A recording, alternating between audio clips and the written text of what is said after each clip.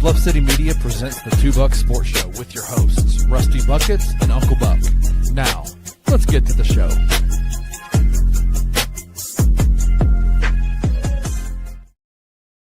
What is up, everybody? I am your co-host, Rusty Buckets, coming to you live this morning at 11 a.m. Central, ready to talk to y'all about some college football today. My co-host, esteemed colleague, I know he's short and probably can't see over the computer screen. He's not hiding somewhere. Drew is out of town at the end of this week for a work conference, and so he's out getting some Power Rangering in. I think he's in Chattanooga, this big conference they do every year. So you're stuck with me at the beginning, but I got a very special guest today I'm super excited about joining me to talk about something we never have really talked about on the Two Buck Sports Show, and that's Cox.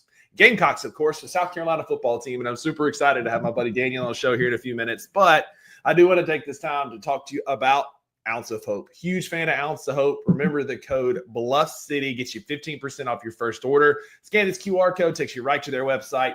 Using that code, again, 15% off your first order of seltzers, mushroom vitality gummies, whatever you need to help take the edge off. I myself am enjoying a Cherry Jane tonight. It's their THC seltzer. Phenomenal drink of choice, hangover-free option for you to enjoy and wind down after work without the fear of feeling bad the next day. Again, ounceofhope.com will get you all the products you need. And again, code BluffCity for 15% off.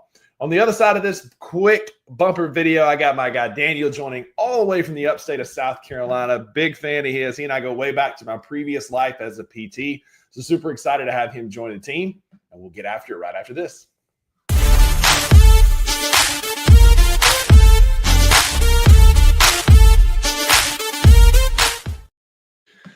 Daniel, my guy, how's it going, buddy? It's going well, man. How are you? I am good. It is hot here in Memphis, and I know you're in the upstate of South Carolina, so you can relate and commiserate on the heat we get here. Yeah, dude, it's hot. It's been pretty miserable around here, so we're just trying to stay cool. So it's been rough. Yeah, I know y'all get some of the humidity that we get here. I've been to Columbia for some games, and I've been there when it's hot. I watched, Mississippi State. I've been there for the game that got Dan Mullen fired. I was in the stadium for that one as well. Went and watched some baseball in the spring in the year that State won the national championship. We played up there. And yeah. It's an all right town. It just gets kind of hot. Yeah. No, I mean, concrete everywhere. It just radiates off. So, it's if you have a dehumidifier, keep it running, because that's what I've been doing recently. It's just so humid. But yeah, absolutely. And so Daniel's been kind enough to come join me today, and we're going to talk South Carolina football. We are doing a series where we're getting everybody prepped and ready for the SEC football season. Don't forget, we've got College Football Saturday shows starting this Saturday at Grind City Brew. We're going to be hanging out there giving you a local college game day experience, kicking off the season this Saturday. But Daniel, your boys in Columbia don't kick off until Sunday. They're a 2 p.m. Sunday kickoff against the Virginia Tech Hokies, kind of a homecoming of sorts for Shane Beamer against his pop's former team. I guess kind of starting off, like, what are your early expectations for South Carolina in that first game? So, being in a neutral site, I guess we have that slight advantage with it being a little bit closer to Columbia, being in Atlanta, but I'm excited. I think, every year, year in and year out, I feel like we just start off the season very slow. It's last year against Old Dominion, we just were spinning our tires. It's been year in and year out, but I feel a little more hopeful this year with the way we went out the year prior. I feel like LaNorris Sellers has really gotten his feet underneath him, and it's just been a absolute rocket ship. So I'm excited to see how they're able to develop some of the wide receivers and the offensive core around him. Defense, I know if you keep up with just your general SEC media, they have a lot of questions around how the defense is going to perform with some big-time stars leaving. But I feel like if we can really come out and smack them in the mouth, I think we have a good chance to, use that to propel us the rest of the season. Yeah, you talk about last season, like I just watched the South Carolina episode of the SEC documentary, which just like it got me all in on LaNorris Sellers. Watching him, he's such a good teammate, and he got he recently I just saw on X he just got the team like the Beats by Dre Carolina theme, so super stoked about that. I'm sure, but like the season last year, like there were so many close calls, right? Like you had LSU beat, and then there was a penalty on a pick six that was a bit of a phantom flag.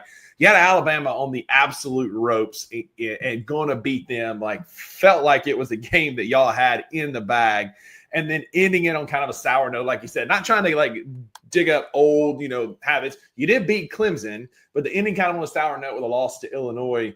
I mean, last season got better as it went, right? You finished with 2, 4, 6 straight wins before the bowl loss. Do you think that momentum is going to carry into this season for LaNorris Sellers and the team? Yeah, I really do.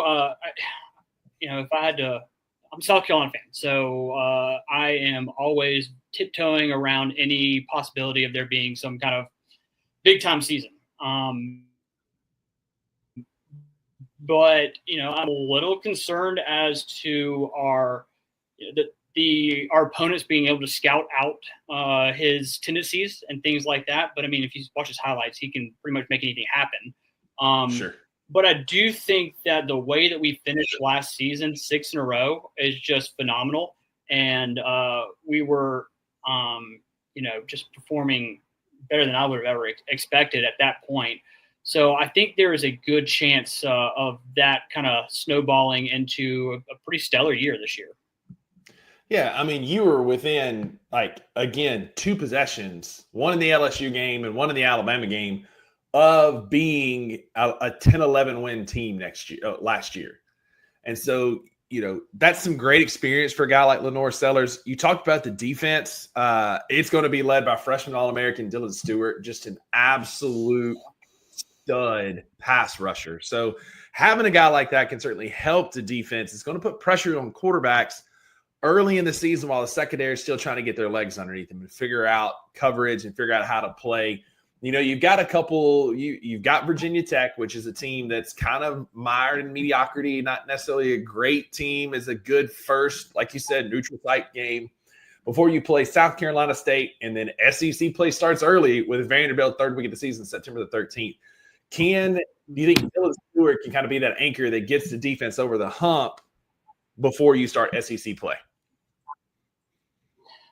Yeah, I really do. I think he is just absolutely dynamic, the way that he can control the line and, divert, blocking schemes and kind of change how your offense is going to typically operate. I am,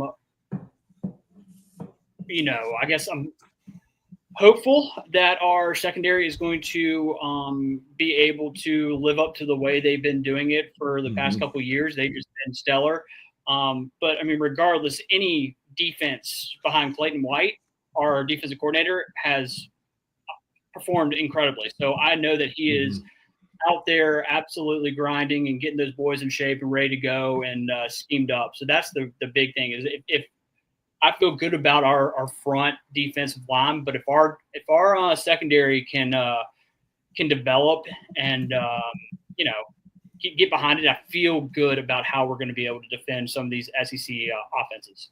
Yeah, and you'll need that. We'll talk about the schedule more here in a minute. But a couple of FanDuel lines that I want to talk about here. Again, our show brought to you by FanDuel.com, your place for all things sports betting here in the state of Tennessee. Daniel, I know you can't bet in South Carolina, so we're gonna tiptoe around that. We're gonna leave that alone. But in the great state of Tennessee, sports gambling is legal. FanDuel.com is your destination for it. So, we'll talk about the schedule as we get going here in just a second. But 7.5 wins is the over/under. It's a plus 146 to go over 7.5, meaning that if you bet $100, you win 146. You see a couple early lines there. You got Clemson, a 4.5-point road favorite at South Carolina this year. And then USC opens as a just over a touchdown, 7.5-point favorite against Virginia Tech. I feel like that Virginia Tech line's a little low. I think that coming off of a 9-win season, Virginia Tech, again, is mired in mediocrity. I look for Carolina to be at least a double-digit winner in that opening game.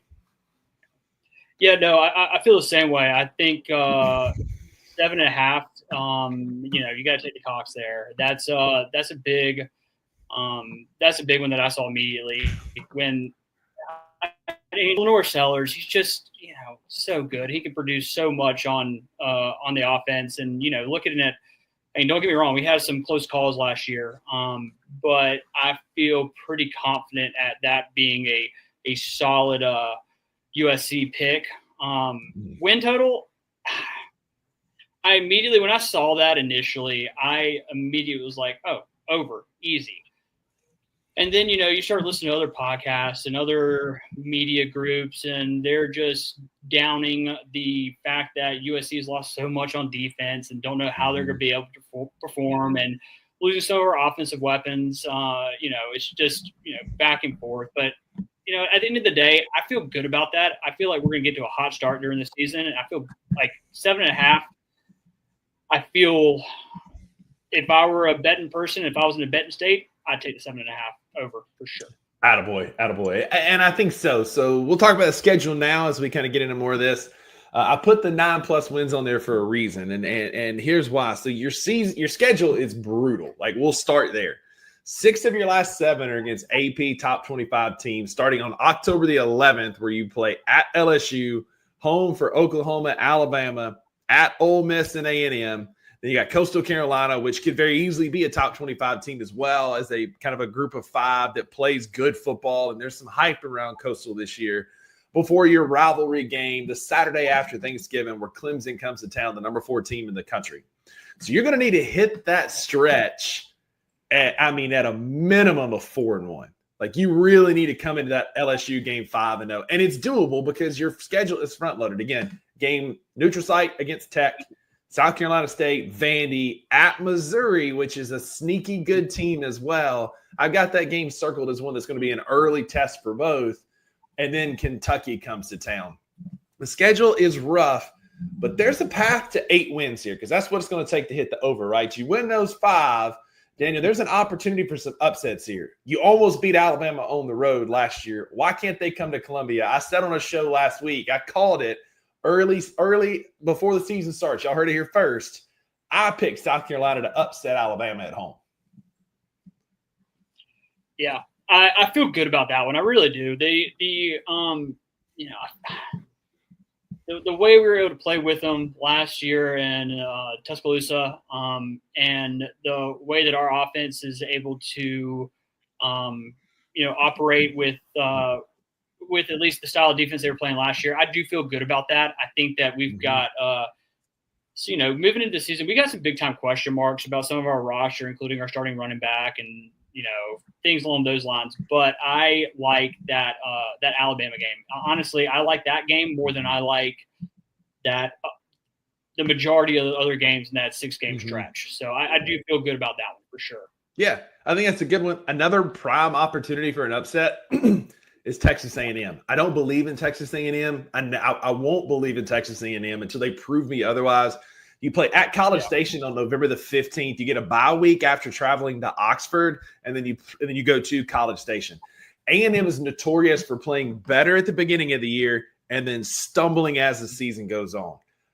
Mike Elko is what he is. He's a good defensive coach. A&M is going to have some recruits, but until they prove that they can play a 12-game season, like if A&M's schedule was 6 games, they'd be one of the best teams in the country. But they always start falling apart in October, and y'all get them late, November the 15th at College Station. You you upset Alabama, you upset A&M. Right there, you're at 7 wins. You beat Coastal, you're at 8 wins. You've hit the over, and that's back-to-back successful seasons. Yeah, no, you're exactly right. I agree. I feel like Texas A&M is kind of that. They get so far beginning of the season and they just absolutely spin their wheels and fall backwards. That's why they've been on their panic little frenzy of firing coaches and doing massive payouts to get them out of there and hire the next person to come in, type of thing. And that's been happening for years now.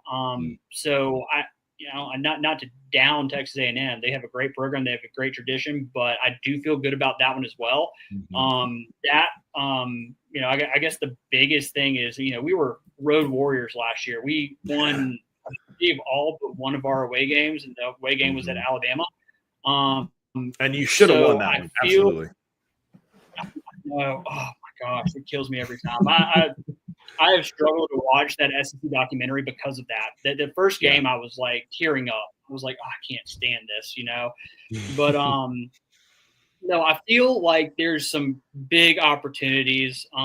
We've got some really hard away games, and that's where we've got to see. Honestly, I would love a little bit of luck in terms of the game time play. I would love to play in Death Valley at noon. I would love to play at Texas A&M at noon. I can't remember if they're established yet, but that would be great.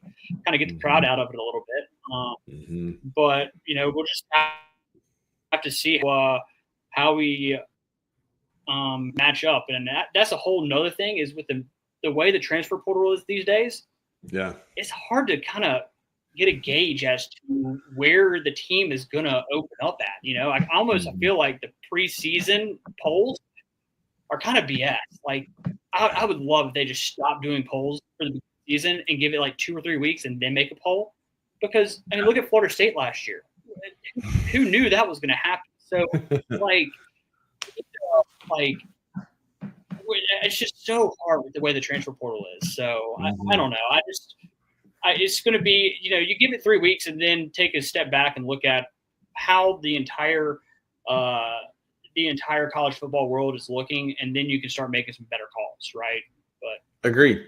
That's such a good point, because you don't truly know. Like, Ole Miss is a darling team. They're a top 20 team because they are a transfer portal heavy team. And sometimes that bites you in the ass. We've seen it with A&M. They've gotten bit by that before, where they had a bunch of transfer players and it didn't work out. Ole Miss gets all these transfer players and they have a great regular season, but they can't get over the hump and actually play for something meaningful. And so the transfer portal is a new dynamic in college football. And I appreciate that, like, the playoff committee waits 6 or 7 weeks before they release their first poll. They're going to have some more advanced metrics this year. But you're absolutely right. Like, there's a reality here, Daniel, where by the time you play, say, Oklahoma on October the 18th or Texas A&M on the 15th, they may not even be ranked, depending on how the rest of their schedule goes. I know a lot of people are high on Oklahoma, but these teams are just so difficult to predict, unlike the world that we grew up in, where you knew who you had for 3 or 4 years. We had a comedian known for his Instagram, YouTube videos, and actor Josh Mancuso on the show last week, and he was talking about that. Like, back in the day, the players represented the states that they came from. They were invested in the school. They grew up dreaming of playing for South Carolina, right? Like, growing up in Dalzell and in Hampton County and on the coast, they dreamed of playing for Carolina or Clemson. Well, now those cats are coming in from everywhere. And so the transfer portal does change things, but it feels like Shane Beamer has kind of embraced that in Columbia. I do want to get your thoughts on him, because, like, there was a strong contingency to fire Shane Beamer not even 2 seasons ago. And has the tide turned in the great state of South Carolina for Shane Beamer? So,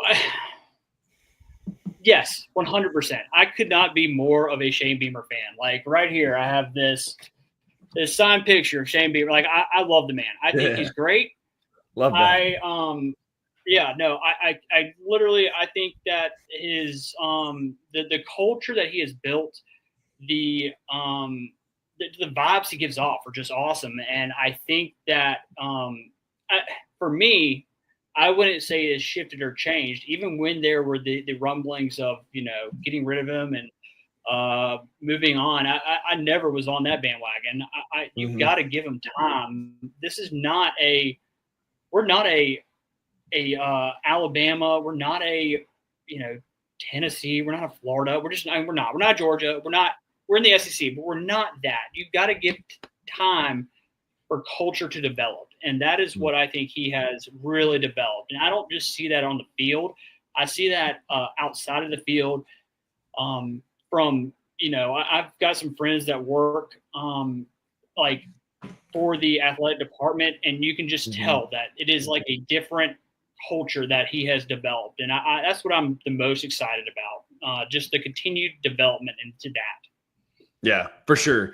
They've extended him for through 2030, I think. He got a big extension. He's going to be around for a little while. And I agree, like, in college, especially with a new, younger head coach, you got to give him time, right? You got to give him time to install their system. You got to get him time, Give them time to get their guys in, right? Because you're year one, you're playing with last year's recruits and last coaches' players and installing your system. Year two, you got some of your guys, some of their guys, your system's a bit more entrenched.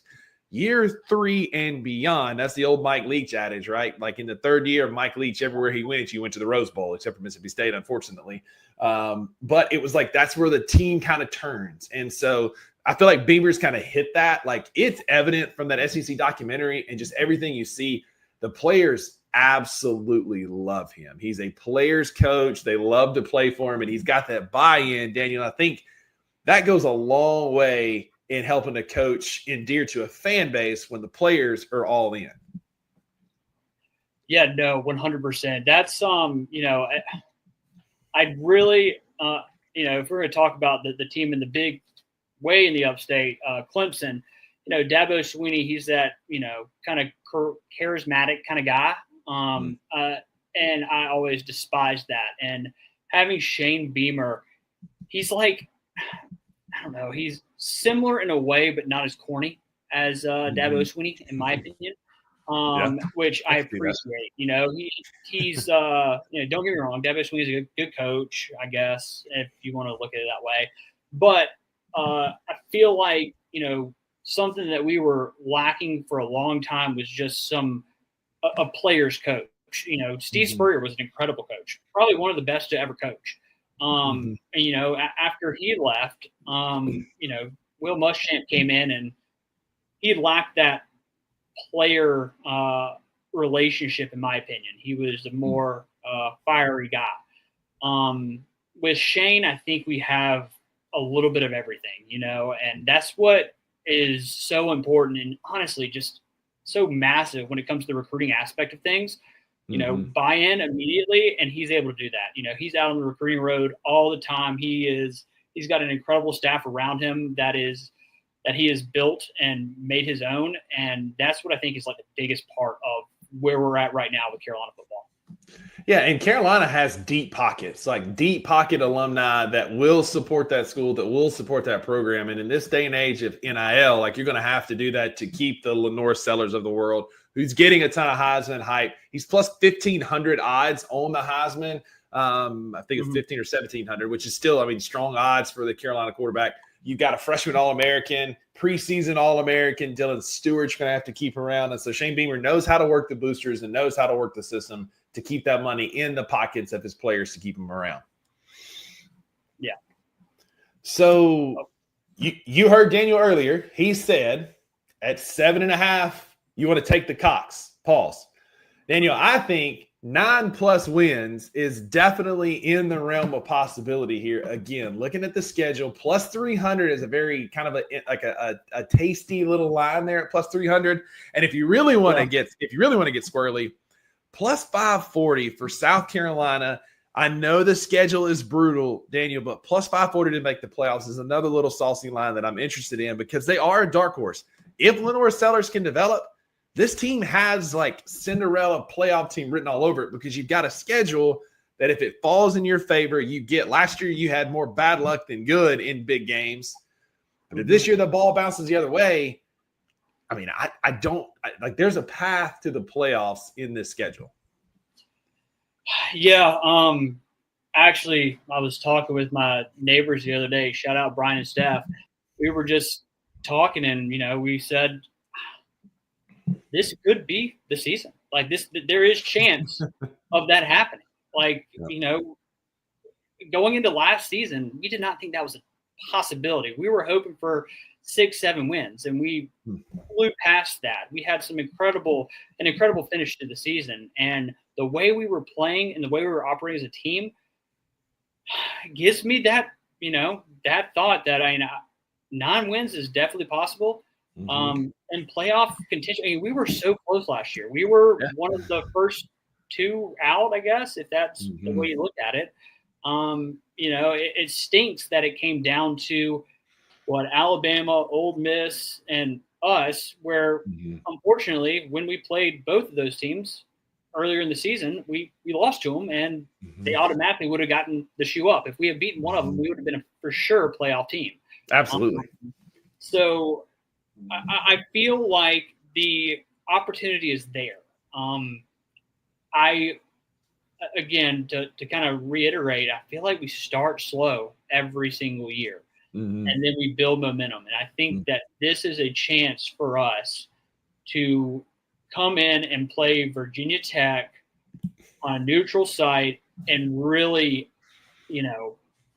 start strong and see where we go from there. Because if we can start strong and continue on, the biggest thing that we have to, I guess, if we start strong, the biggest thing we have to worry about is injuries, and that's something you just have to deal with. That's the reality of the sport. So, I feel like we've got some really solid, core players. We've got some young talent moving in, and some good transfers that, most of them are all clear to start. One of them is not, our starting running back. But if that, let's talk about that for a minute. Like, what is the NCAA doing holding up some of these transfers? State had a tight end a couple of years ago that we went through that we tried everything, and this is what you're going to police, but you're going to give Michigan a slap on the wrist for essentially cheating their way to a championship.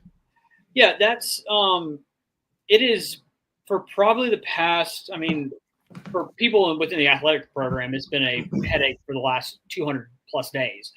For most of us fans, it's been a headache for the past 2 months. Like, this is absurd. I would have expected some type of answer by now for Faison to get cleared to play. They just had a court ruling the other day that made 2 players, I believe, for USC and UCLA ineligible. Very similar situation to what Faison is in right now.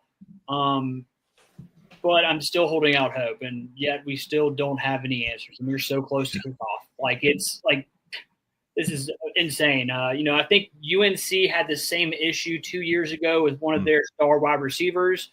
It doesn't really make sense to me where the holdup is. I mean, you have the information right in front of you.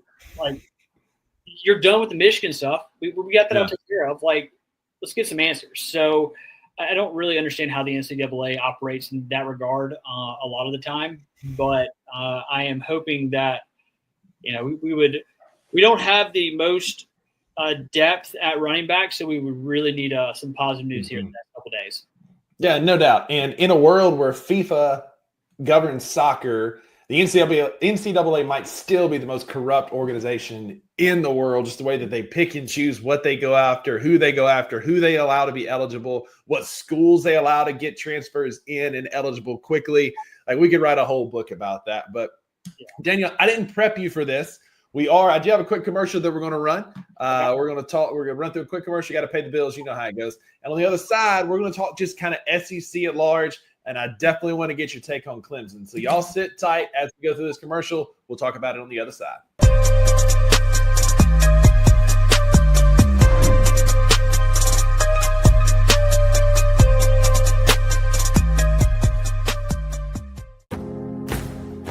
Looking for an alternative to alcohol or conventional medicine? Check out Ounce of Hope, a Memphis-based dispensary with 2 local stores in the Sanderland Center and on South Cooper Street. You can get all the products you need in a location convenient to you. Each store offers an intentional shopping experience with dedicated bud tenders to answer all of your questions, from product selection and mushroom blends to our personal favorite, the Delta 9 seltzers. You gotta try the Peach Buzz.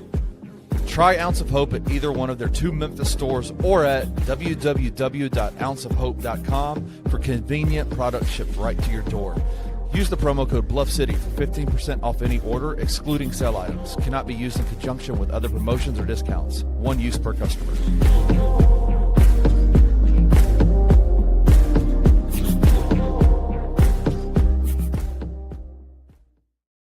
I'm just very, very curious about offense and how that's going to look. I think you're going to have big performances from guys that you're not necessarily hanging your hat on. A Curtis Givens, Julius Thedford, Assam Abdul Hakim. Like, you have to get some big offensive pop from guys that are outside of the top couple of guys. And I just again, I'm not convinced. At this point, does it feel like the roster is missing that dude? It does. Absolutely. The guy who's supposed to be that dude is in the middle of the battle of his life in court right now. Right? Like, and so yes, I think your is kind of justified. Like, I think it's warranted. Tune into On the Bluff with Christian Fowler and Gabe Kuhn every Tuesday at 12 p.m. on the Bluff City Media YouTube channel.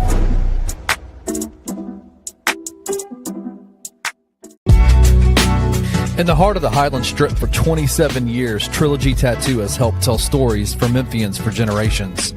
Located at 530 South Highland, Richie and his team are waiting to help you tell yours. From tattoos to piercings, your body art should be as unique as you are.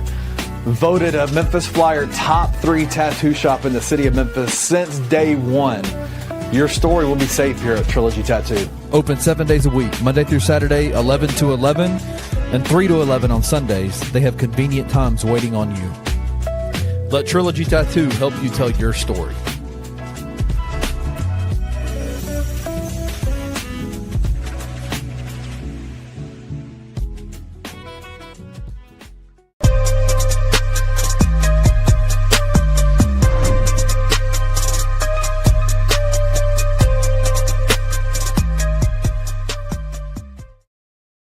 Welcome back to the Two Bucks Sports Show. I am your host, Rusty Buckets, here with you Monday through Friday at 11 a.m. Central. And you know we put you on that good stuff. Y'all check out Ounce of Hope. Get tatted up at Trilogy. Come hang out with Kenny and the gang on our other shows.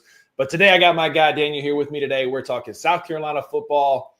But now we're going to transition a little bit. I do kind of, we've talked kind of in circles around some of these other teams. And I ask everybody that's kind of coming on, who are some teams that you're watching in the SEC to kind of be, we know who the elites are, right? Texas, Georgia. We know the teams are going to be good.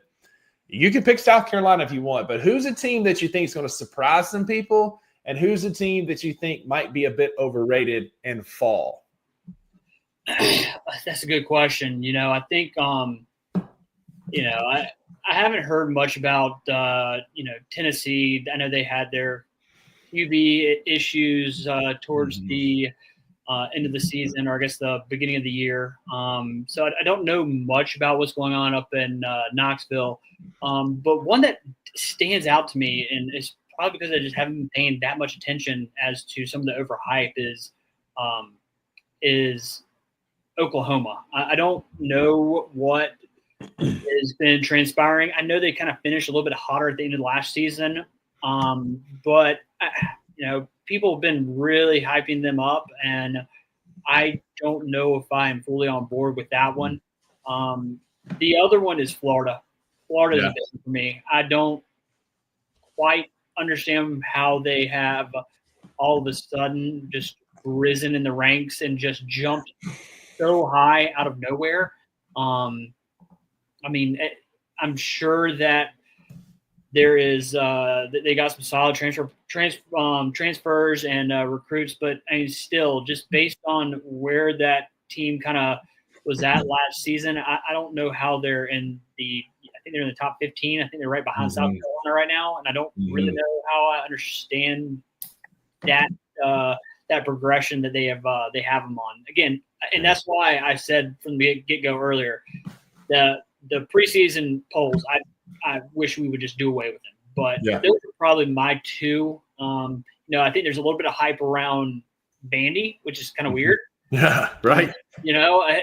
I'm a old school SEC East, SEC West, so I'm still trying to get used to this whole dynamic of just one division, I guess, or one conference. But I'm I don't really see all the hype. And I know that SEC show, I watched a few episodes, but I think they really kind of overhyped some of the things around that quarterback in Nashville. So we'll kind of see how those unfold. In terms of some of my dark horses, I guess, I've been hearing some good things about Auburn. I think they've got they're kind of a dark horse in terms of where they kind of finished the season or where they were last season.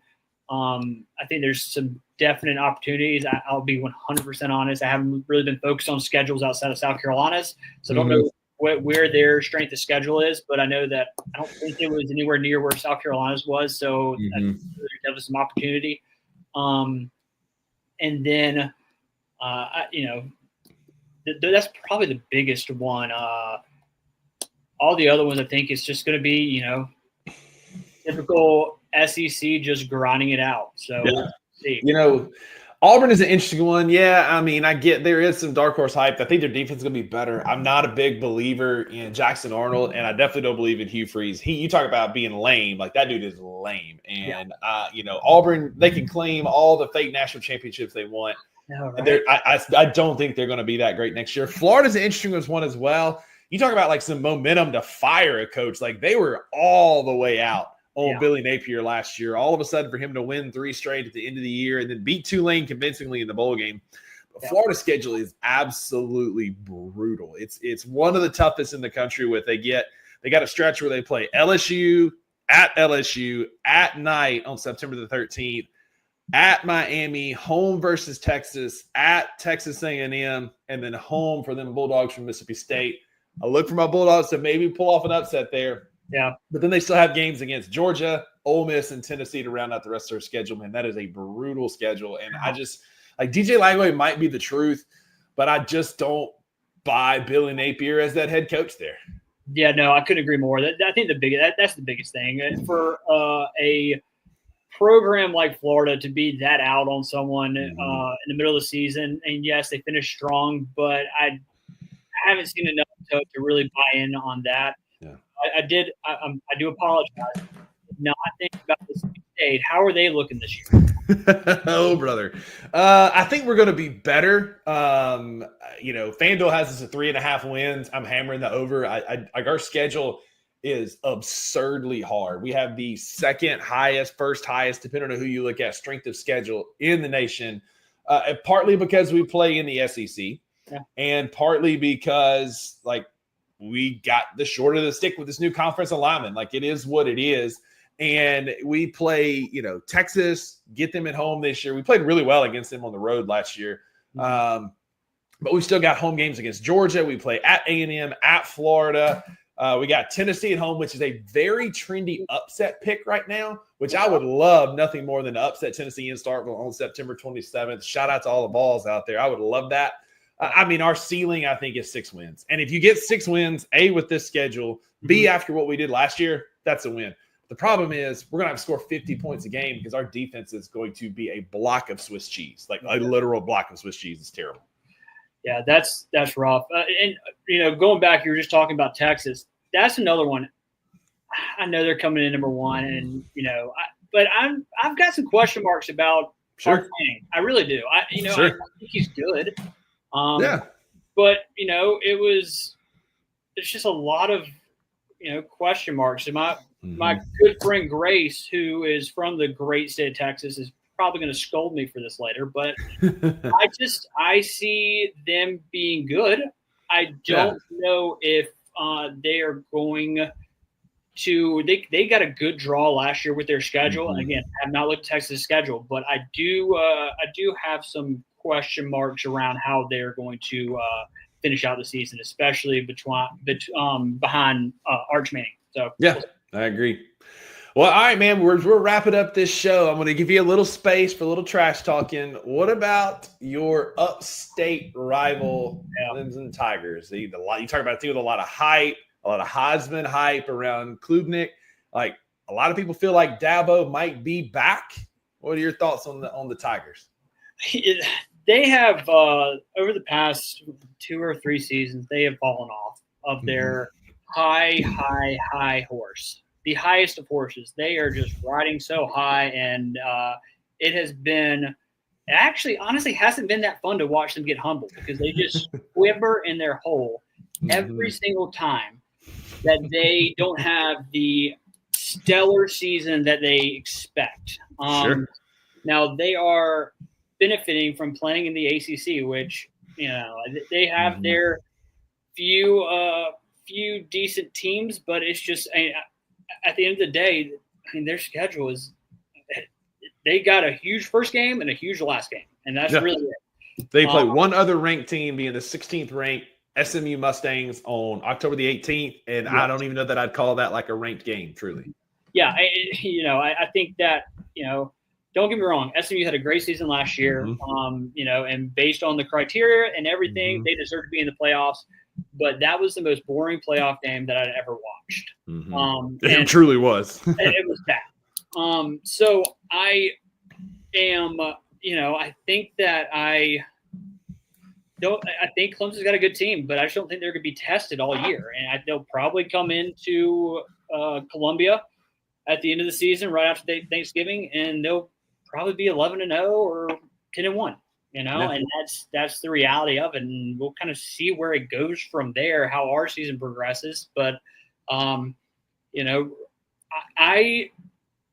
I would say, and I can't remember what the line was, if there was a line for the Clemson game, but I 4.5. 4.5, hammer the Cox. Hammer the Cox. I feel good about that. Pulse. I think that, we've got a real opportunity here to kind of jump ahead. Yeah, we're on a one game winning streak against them. Came close the year before. Truly. But I think that, being at Williams-Brice, late in the season, if we're decently healthy, I feel good about that. I think that Clemson is just, again, slightly overhyped for where they're at just because of their schedule. But that's, again, you got to look at how the college football world works, and that is the reality of it. You got to, if you were able to make it through your 11 or 12 games, regardless of who you're playing, that's huge. So, but at the end of the day, I hate Clemson with a burning passion. So I hope they lose every game. I feel that about our cross-state rivals as well, so we can relate on that. That's for sure. Well, Dana, this has been an incredible conversation, man. Thanks for hanging out with me today. I really appreciate you joining in, talking Carolina football. I wish nothing but the best for the Gamecocks. I think they've got a real opportunity to play spoiler this year for a lot of teams in their playoff hopes. Alabama, Clemson, there's a lot of opportunity here for South Carolina to play spoiler and play their way into the playoffs. Because, honestly, if you run your schedule, even if you have 2 or 3 losses, but you have wins over teams like Oklahoma, Alabama, Ole Miss, and Clemson, you're going to have a very strong resume for the college football playoffs. And so hope you get there. Daniel, again, man, this has been awesome. Thanks for hopping in. I appreciate you, being brave and doing it with me, man. It was a lot of fun and hanging out, man, for sure. Yeah, man. I enjoyed it. And, best of luck to you and the Bulldogs this year. Appreciate it, man. We're going to need all the luck that we can get. But that's going to do it for your show today. Appreciate y'all hanging out in the comments and being here with us. Check out ounceofhope.com for all your THC needs. And we'll see y'all tomorrow. Thank you for listening to the $2 Sports Show. If you enjoyed this episode, leave a rating and a review wherever you download your podcasts. Also, like and subscribe to Bluff City Media's YouTube page. We'll see you back here next time.